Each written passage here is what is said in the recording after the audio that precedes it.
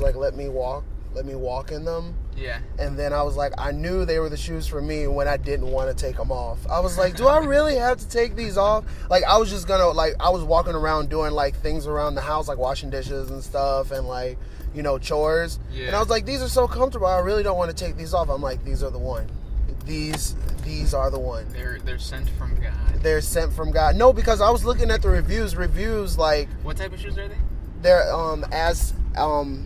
Aztecs. Aztecs, okay. what is it? It's called?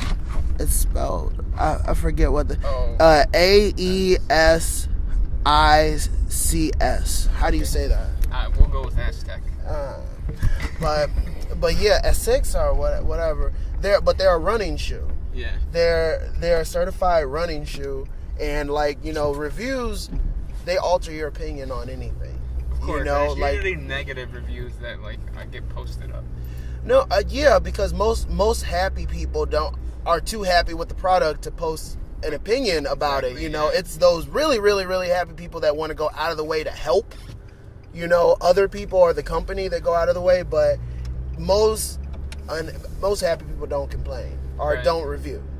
But unhappy people are the ones who are like, don't try this. This is the devil's shoes. You know, like, I don't want anybody to experience the hell I went through, you know? So it's just like, when I was looking up the review, there were a lot of good reviews on these shoes. And people are like, you know, I'm a runner, or I just like to do everyday things, and I'm comfortable. I love this, you know? And I was like, you know what?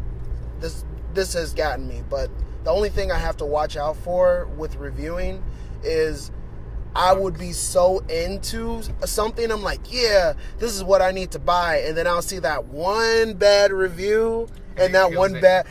Doesn't it have the power to kill everything? That's what happens to me. Because yesterday I was reviewing restaurants, and the same thing happened. Like, it would be like really positive, negative. So the 4 that I read that were good kind of weren't as good no more. It's weird how you can read 5 good reviews, but as soon as that one is thrown in versus that 5, that one has a lot of power. Yeah. Because you're like, is this the only honest person? Like, you also have it on the back of your head, like, some companies, not every company, but some companies do that of they'll pay their employees to write reviews on there, like, to make it seem a little bit better than it is. And not every company does that, obviously, but you have that in the back of your head. It's like, are they fucking with me? I don't know if they're fucking with me. That's how I felt because, like, I went to this restaurant called, I don't even remember what it's called, but it's a Mexican restaurant, and it was disgusting. Like, the food was, they were saying that it's authentically Mexican. It's like, no, not at all. They had barbecue sauce in the meat. That's not, what's authentic about barbecue sauce in a meat?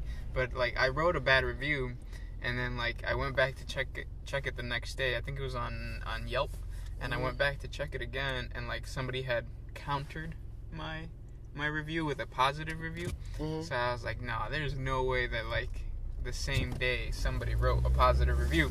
So then I wrote another negative review as somebody else, and then another person countered it. It was just like, no, there's something up. This person doesn't know what they're talking about. This is the greatest place. Yeah, there's something up. Yeah, so there are, I think the smaller the company, the more likely that's going to happen.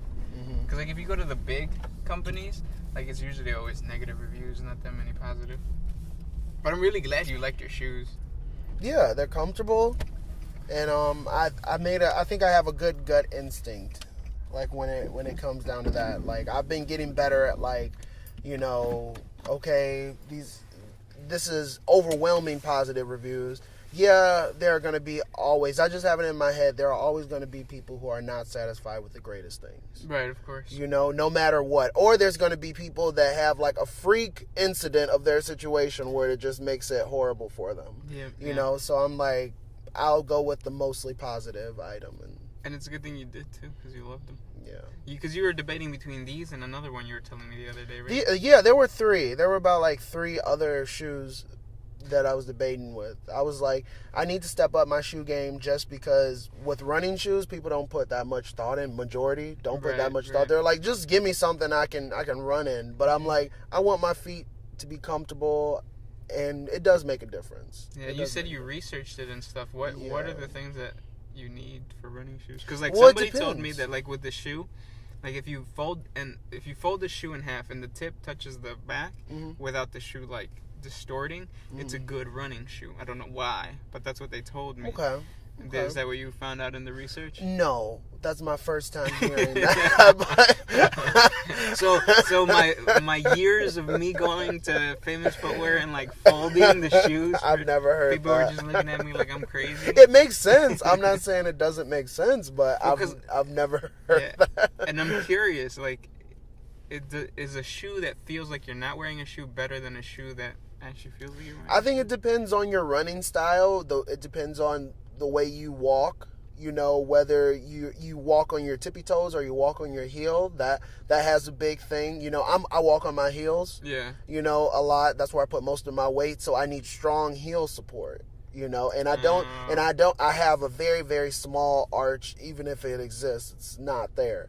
You know, I have flat feet too. Yeah, so I have very flat feet. So I need the arch support to give me that extra oomph. You know what I mean? And so it's like, is it lightweight? You know, how high is the arch? Much that go into this. Yeah, there's a lot of things that go into it. So it's like I've become a foot expert enough to buy shoes. Well, for your type of feet, right?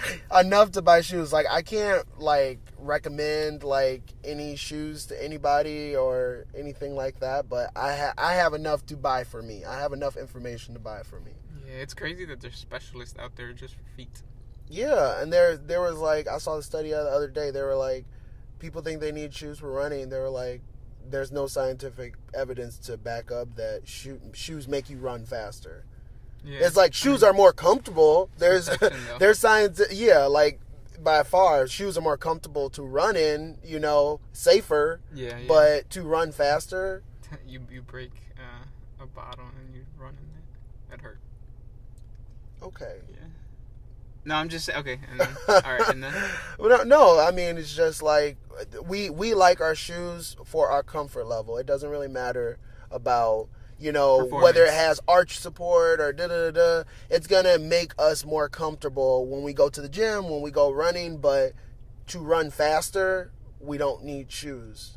You know, but we equate that. We're like, well, I'm going to get these new shoes and my life is going to change. Or I'm going to get these Air Jordans and I'm going to become the greatest at basketball. No, you won't. You still suck. But, like, what matters most is your effort and your comfort level. So it's a placebo, you're saying, like supplements. It's not like a full-on placebo. There's no need to drink this. Like, I can go home and eat a chicken breast and it'll be fine. Yeah, well, I mean, the whole point of that is called supplement. You know, like. So you're saying a shoe is supplement to your walking? Yeah. Well, I mean, it's for our comfort level. Because it's like when we take supplements, you know, whether it be workout powders or, you know, whatever to working out, we can naturally get it from food, you know, from meat and vegetables and everything, but it's more convenient and cheaper sometimes to just have the powder and just like, I'll just do a scoop and there's my protein. I think you convinced me. I'm just gonna stop wearing shoes. You should. I mean, if that's your comfort, Yeah. If that's your comfort, it's all about comfort. I think when it comes to shoes, it's all about comfort. Like, you know, there are women who spend $300, $1,000 on shoes. They look very nice. Are they comfortable? Not necessarily, but do those shoes make that woman feel good? It might be. I think in most cases it does. I don't need shoes to make me feel good. I'm going to stop wearing shoes. Okay. Yeah, if that's what you're comfortable with. That's what I'm going to do. And you will suffer the consequences for your choice in this weather of winter wonderland. Okay, now you're changing it up. I'm not changing it up. Shoes or shouldn't I wear shoes? The conversation's not should you wear or shouldn't you wear. It should be, what are you comfortable with in your environment? What are you comfortable with in your environment? And that was this episode of Tomascar. Be sure to subscribe and check out other stuff on our channel. Thank you guys so much for watching. This was Gershwan and Tomorac signing out.